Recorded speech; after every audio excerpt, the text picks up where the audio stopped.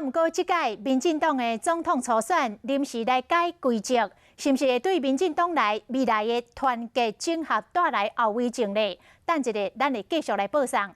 先来看这件牙签劫持的事件，是发生伫个桃园市议会边仔一间中古车行。昨尾暗6点，来两个歹徒牙滚牙机的长底枪劫持店内9个人，现场甚至传出着枪声。警方出动大批警力，警政署长陈家钦嘛赶到场坐镇。经过5点钟的对立，总算伫个昨深夜11点释放所有的人质。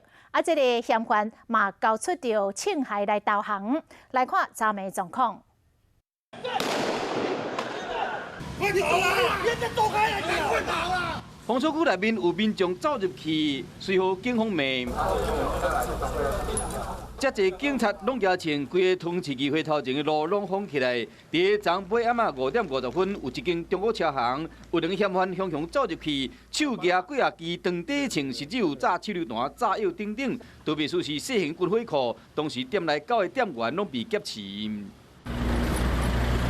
桃园市警察局出动大批警力，加上警政署的维安特勤人员，拢到现场。经过甲嫌犯谈判以后，暗时6点半，嫌犯交出1支底枪，同时放2个女性的人质。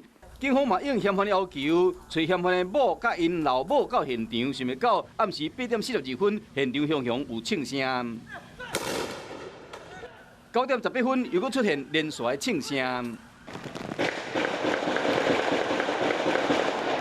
现场气氛真紧张，加在经过亲人甲律师的协助，警方嘛一直甲苦劝，总算伫暗时10点半，2名嫌犯交出3支长底枪，释放剩的7名人质，随来到半暝11点15分投降。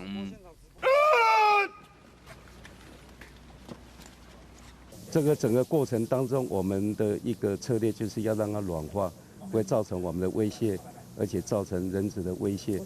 依照警方的调查，2名嫌犯顶个月2日犯下桃园汽车旅馆的枪击案了后，就一直逃亡，可能是为着要轻走路费，才会冒险冲入车行劫持人质。加在伫警方以亲情的攻势，同时审慎的谈判了后，让这件劫持案件平安结束。